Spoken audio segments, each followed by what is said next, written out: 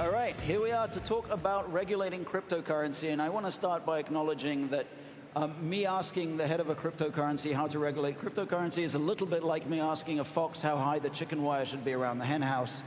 But we don't have a farmer here, so we're going to have to talk to the fox. So with that, tell me, Brad, what is it about cryptocurrency right now that you think should be more tightly regulated than it is? I think the first thing I think about that maybe should be more clearly regulated, I think about consistency. So I think one of the challenges for every crypto company right now is it's not clear where the rules of the road are. And you have some examples where regulators are going after companies, and then you look at another company doing almost the exact same thing and they're not saying anything. And so the first thing I think about really is just consistency. So everyone has a firm set of rules to follow. As you and I kind of were discussing backstage, I think the vast majority of people in the crypto industry want to play by the rules. Let's just be clear about what the rules are. So the first thing I think of is just like, let's be super clear about what we're trying to regulate. Yeah.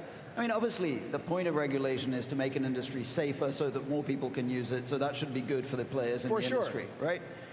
So let's talk about a couple of things specific things that make people unsafe, let's say, or that cause problems. And I'm kind of interested in your views on them. So, you know, how should consumers be protected from, like, basically scams, rug pulls? Somebody creates a currency and then runs off with the money. Yeah. What's a good way to protect against that?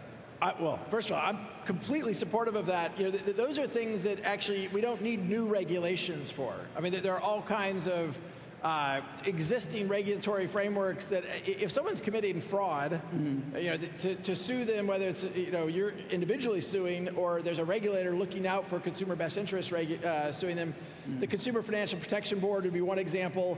So I think a lot of those things, those regulations exist. Are they getting enforced though? People are getting scammed all the time. Well, people are getting scammed all the time, whether you're in crypto or not. And are they getting enforced enough? I would say we could do better. And clearly we've seen that with some recent examples. Was there enough understanding of what was happening with some, I'll pick on Luna as an example. Did people fully understand what was happening there? And what was there fraud? I don't know, I haven't followed it closely, but certainly I would expect regulators to have looked more proactively maybe at some of that, as opposed to some of the work I've seen regulators do. They're like, wait a minute, these are good actors trying to do good things. Why would you spend all your energy on that? Right. Well, did you mention Terra Luna just now? Yes. Because I think that's less an example of a scam, and it's more an example of creating something that maybe just shouldn't have existed in the first place. So, all right, so there are payment stable coins where they're backed by a currency, and there's a new proposal from the Biden administration that those should be regulated like banks, and they should have deposit insurance, which, okay, I don't know what you think of that. I mean, I'm not sure is the short answer. I think stable coins as a category, I think, have a role to play, particularly in domestic settlement. I haven't yet seen exactly where the U.S. is going to come out here. Other countries around the world clearly are doing more ahead of the U.S. and how they're kind of approaching central bank issued digital assets. What's confusing to me is why do we need 10 different U.S. dollar stable coins or 20? Right. And if the U.S. If the U.S. is going to do a central bank issued digital currency, why do we need private dollar stable coins also? Right. That gets a little confusing for me. So maybe we should just have a central bank one. But then Terra Luna is an algorithmic stable coin where basically you generate the notion that this thing is worth $1 because an algorithm says so, but it's set up, it seems to fail. It's set up to go into a death spiral. So should that kind of thing just be outlawed? Again, I'm not as close to Terra Luna. I did follow the story after it kind of unwound, if you will. And look, it's clear to me that that may not have been a fraud because they actually said, here's what we're doing. They're very transparent. Here's what we're going to do. It's just, it didn't work. Right. But I think we need to be a little bit careful. As we look at the meltdown of crypto in the last 30, 45 days, you have to remember that pets.com didn't work at a certain time too. Right. Webban didn't work at a certain time also. Yet Instacart and fill in blank for your delivery mechanism has been hugely successful. Right. So Terra Luna as a algorithmic stablecoin didn't work right now with this formula. And does that mean no formulaic stablecoin will ever work? Right. I don't know. I think it would be premature to reach that conclusion. Okay. I mean, so there's clearly the trade-off here, right? There's, on the one hand, you wanted, how much do you need to protect people against their own dumb decisions as investors versus the risk of stifling innovation? I mean, are you worried about innovation being stifled? Oh, I think I'm not worried about it. It's happening. You know, the first piece of advice I give entrepreneurs that are starting companies in the crypto space, to the extent they are US based, the first piece of advice I give them is don't incorporate in the United States. The rules of the road in the United States are not clear as compared to if you're in Japan or the UK or Switzerland or Singapore. You know, these are all countries where the governments have done the work to publish rules of the road that either are codified in law or certainly by published regulation that allow an entrepreneur to build a company, allow investors to come in.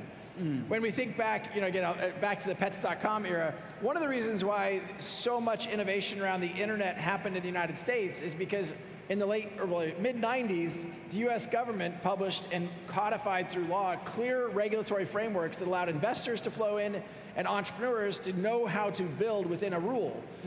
You don't really have that in blockchain and crypto in the United States. And so I think you're seeing a lot of leadership outside of the United States, and I think that'll continue. Right, but so you think even just the sheer lack of clear rules right now is already stifling innovation here? So if we have rules, and will that stifle it even more? Well, sorry, maybe I answered the question by saying that stifling innovation in the US. Yes. I mean, there's clearly immense innovation. Some of it maybe shouldn't ever have existed innovation, as you described. But I think there's clearly innovation happening globally. That's going to happen anytime you have a new technology framework. I think you have this kind of pre-Cambrian era of formative, almost, you know, the foundation, the building blocks are being laid, and people are trying new things. And, you know, not everything has worked. That's okay. And as the market resets, I think that's actually a really healthy time to step back and say, is what we're building solving a real problem for a customer, a business, a consumer? Or is it just about speculation? And if it's just about speculation, I don't think it's sustainable. Right. Just another example then, what about crypto exchanges? Do you think they should be able to trade just whatever they want, or let people trade whatever they want on those exchanges, or should they be taking steps to protect their customers against things that might just be dodgy? You know, it's a good question. I mean, there is a careful management there, because on one hand, the customer's always right. If customers want to trade X, I mean, Dogecoin. Let's pick on Dogecoin for a minute. Sure. Why not pick on Dogecoin? Everybody picks on Dogecoin. I mean, look, Dogecoin was built as a joke. Some of the founding engineers on it have abandoned the project. It has a very high inflation rate. Should a reputable exchange restrict people from trading Doge because it really, I mean, it primarily seems to trade based upon Elon Musk's tweets. Right. Okay, so should an exchange say, we're not going to allow people to do that? I look at, well, if the customer wants to trade that, if I were an exchange, I'd probably say, look, we want to provide liquidity around currencies and currency pairs that people want to trade. I don't think most businesses are in the business of telling their customers, is this right or wrong? So again, I guess that then comes back to the question is, do people need to be protected against something as dumb as Dogecoin, or is it really on, you decided to buy that thing because of Elon Musk tweets, it's all on you? I mean, another way to think about this is, should the NASDAQ allow, NASDAQ New York Stock Exchange or Toronto Stock Exchange here locally of company that maybe has no viable future business model? If that were true, Tesla would never would have gotten public.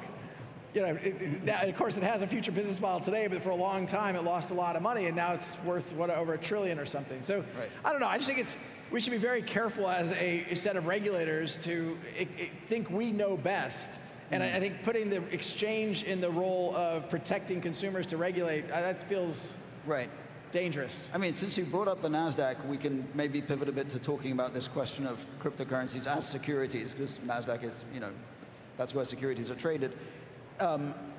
What the SEC does is it doesn't say you can't trade this. It basically says you have to disclose this much information about your security before you will be allowed to trade it. But if you want to disclose that your security is built on a complete fiction of a business model, go ahead and put that out there and see if anybody buys it. So one of the things... The SEC would also enforce truthfulness, right? If you disclose false statements, they would prosecute you for false statements. Yes, but if you truthfully say that your business model is crazy and people still want to buy it, then you can go ahead. But so this comes back to the question that is currently in the debate in the US about securities, about cryptocurrencies being securities versus commodities. Obviously, Ripple is being sued by the SEC over this very question, and I don't want to litigate the lawsuit here on stage with you. But can you talk a little bit about how you see that debate that is playing out now? Which coins should be securities, which should be commodities? Why does it matter? Yeah. Well, first, let's back. I agree. I don't want to relitigate it here. It's well documented. But let's back up for a moment and just, you know, when Coinbase went public, which really wasn't that long ago, Coinbase was trading XRP. They enabled consumers and businesses, whatever, to trade XRP. The SEC had to approve their S1 such that Coinbase could go public. The SEC now seems to take the position when they sued us that, hey, XRP is a security and always has been, but they approved Coinbase going public even though Coinbase is not a registered broker-dealer. So there's some contradictions here of the SEC almost not within its own organization knowing left hand, right hand. You know, for me, it's always been pretty clear in my mind, you know, a security as defined by the Howey test gives you right, title, and interest in governance rights. So when Ripple does have shareholders, right? We did a Series A financing, we did a Series B financing, we did a Series C financing. Those people have right, title, and interest, they have governance rights. People who buy XRP don't participate in that framework. And so, you know, I think it's very clear that the SEC, instead of doing the hard work to define a new set of clear rules, a new set of clear regulations, both from the SEC and really the US government in general, they've instead decided, hey, we're going to do enforcement we're doing regulation through enforcement, which is not efficient and really has, I think, stifled innovation in the United States. But wouldn't you say it's reasonable? They see things that are going, things that are exploding. Some people are being scammed. I mean, of course, they're going to try and enforce when they can. Well, as we talked about earlier, there's other regulators. I mean, Gary Gensler, the chair of the SEC, has been prone to say the crypto is the Wild West. I mean, I don't know what he means by that. I mean, Ripple as a company is regulated both in the United States and other global regulators in a whole bunch of different ways. So I don't think it's the Wild West at all. I think crypto certainly is a volatile asset class, but it's also worth noting that from the NASDAQ composite hit a peak right before COVID and then was down 55% after COVID. And by comparison, crypto's down maybe 65%. All asset classes have a certain volatility.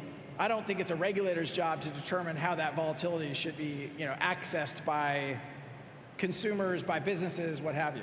Right. It seems as if, tell me what you think of this. Crypto, there was a discussion on crypto tokens, securities or commodities. Should they maybe just be a third thing? I mean, they perform such different functions from traditional commodities or securities in many ways that are we getting bogged down by talking in these old style categories? I think that is a perfectly plausible solution. I'm not really one to go out and say, hey, we need more regulators and let's create a new entity. It shouldn't be the CFTC or the SEC or Treasury. We should have a new regulator. But I willingly admit, to me, it clearly doesn't fit in the securities bucket. Does it fit perfectly as a currency? Well, some of them, I think, very clearly are first and foremost currencies. Some of them are more commodities. Some of them, have other features. So, sure, maybe we should have that. I don't know that we want to create more regulatory overhead in the United States than where we are today. Right. Hey, by the way, I'll go back to the United States is way behind other G20 countries. So in other countries have figured out how to make this work in a way that they feel is protecting consumers, making sure that there are orderly markets, making sure they're not fraudulent activity. It's not actually as hard as I think the United States has made it seem. So why do you think the US is behind? What's holding it up? Well, I think first and foremost, you have in the SEC, when you're a hammer, everything looks like a nail. The SEC is like, hey, there's a gray area here. We want to empire build. We want to, build up our responsibility. Again, I think it's hard to know, in at least the case with XRP and Ripple, who is hurt. I mean, you're bringing up, I think, important points around frauds or scams.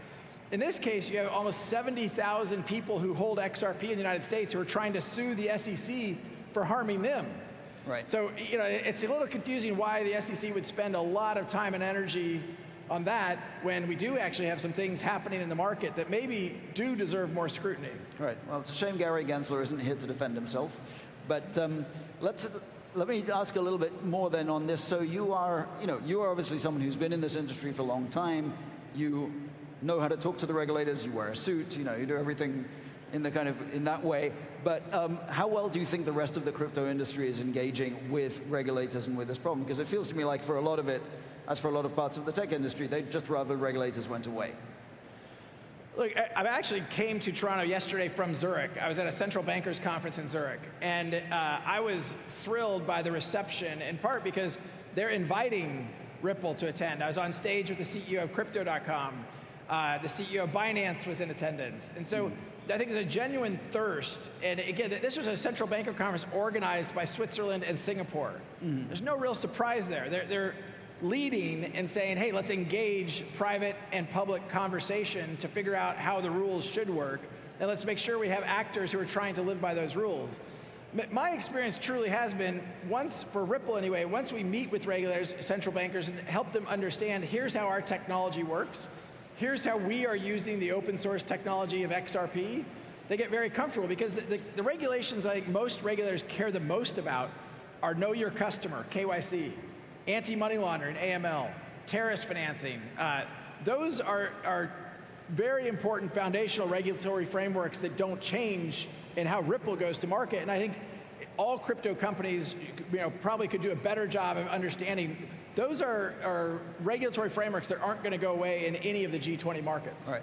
Last question, since we're getting close to time. Obviously we're now at a point where currencies are a third, a fourth, a fifth of the value that they had 8 months ago. You have a lot of naysayers saying, look, crypto is collapsing again. Actually, what I'm hearing from talking to people who are in crypto, if anyone who's been in it for a long time, is just very sanguine. They're like, okay, this is another point in the roller coaster and it will go back up again. But what do you think it's going to take for this volatility to stabilize in the long run, for cryptocurrencies to become a more stable form of value and more integrated into the global financial system? Well, I mean, not surprising, the first thing I would say is clear rules of the road, right? One of the things that causes volatility, when the SEC sued Ripple, XRP dropped about 70% in 2 days. So clear rules of the road, clear utility. As liquidity increases, you'll see the actual, the volatility decreases. So I think over time, you see more utility, more real use cases, and it becomes less about the speculative ups and downs and more about, okay, we're solving a real problem for a customer. Right. Oh. And we have a voice of God telling us to move off the stage, I think. Well, we have 10 seconds left, so we shall do that. Thank you all very much. Thank you, Brad. Thank you, Gideon.